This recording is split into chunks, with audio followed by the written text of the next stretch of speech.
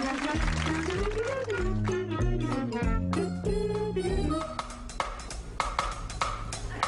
99.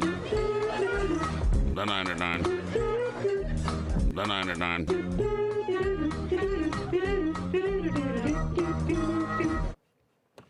Number 9, a fun fact about the famous leg lamp from A Christmas Story. The crate was originally labeled "This End Up."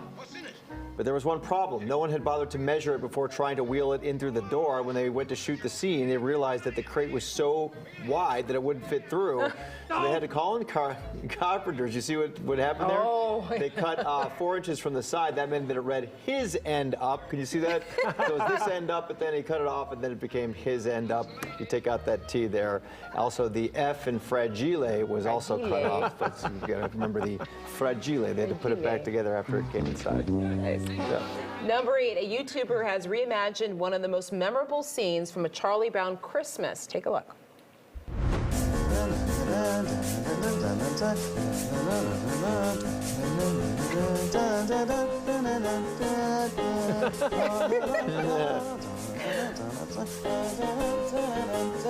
Oh, it stank.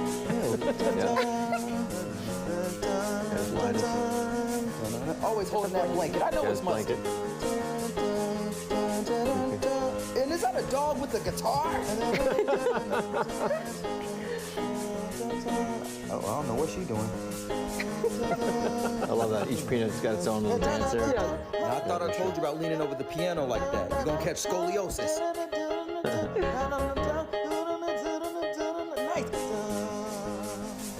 That little bow on your big head.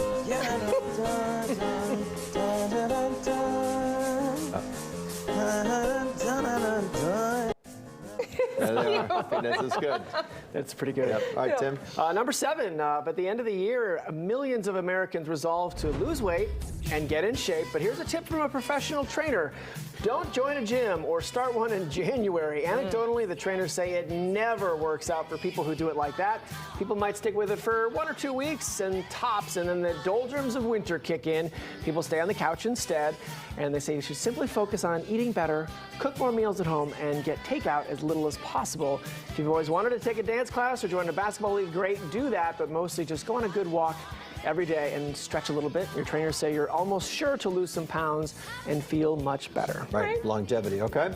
Number 6, here's some old holiday superstitions from Pennsylvania Germans in the early 20th century. Many people believe that if the ground was white at Christmas, it would be green at Easter, or if the geese waddled in mud between Christmas and New Year, it will be a wet and rainy year.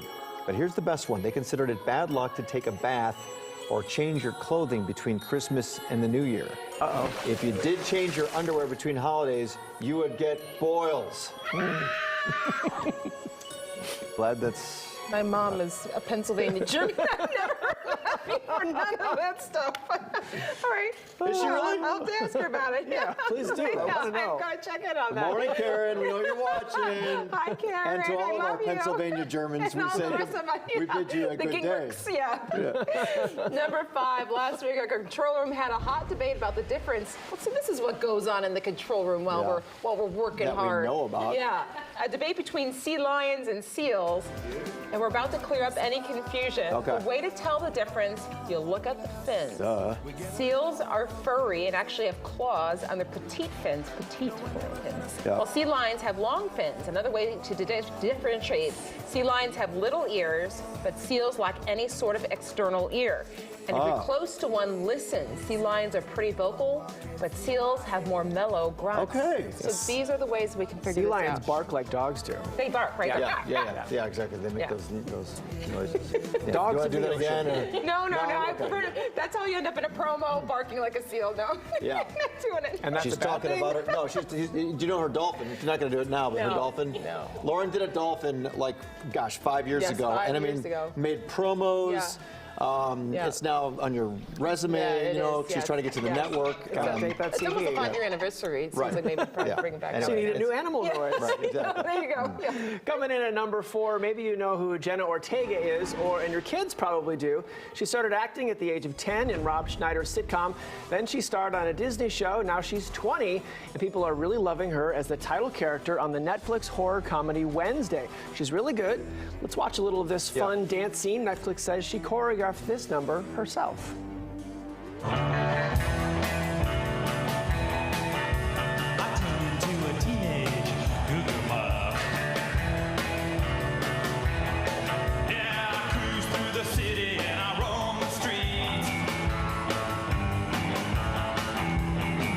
It's like one of the Peanuts characters. Right.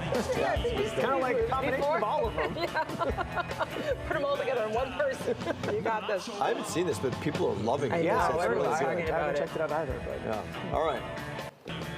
Jenna Ortega. Very nice. Number 3, a group of teens in New York have started a trend that is anything but viral. It is called the Luddite Club. The high school students meet once a week to engage in activities free of technology. Wow. No smartphones allowed. Most of them, of course, have their phones, but they named the group after Ned Ludd, an 18th century textile worker who reportedly smashed up a machine, a loom, and inspired others to revolt against industrialization.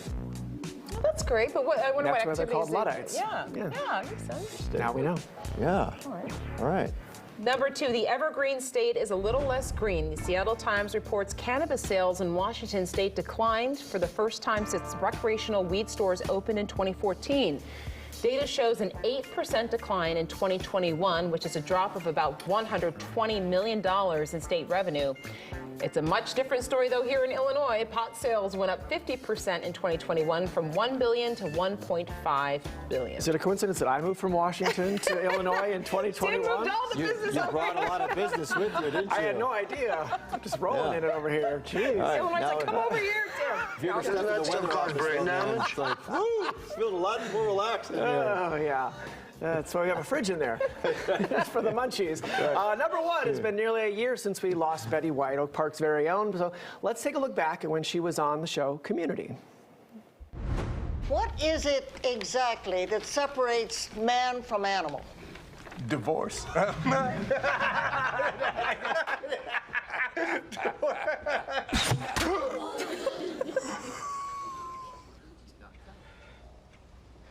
Tools.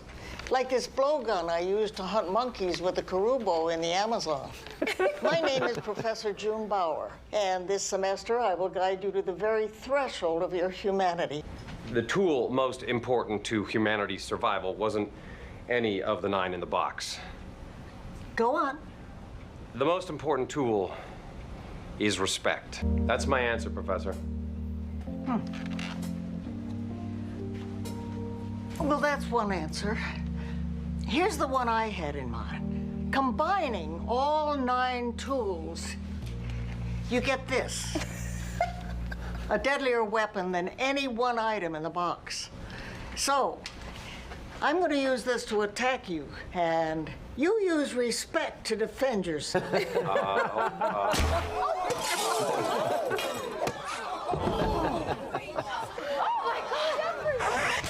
I respect you. That's why you fail. I've never seen that scene before. She is amazing. She is And that is the 9 at 9.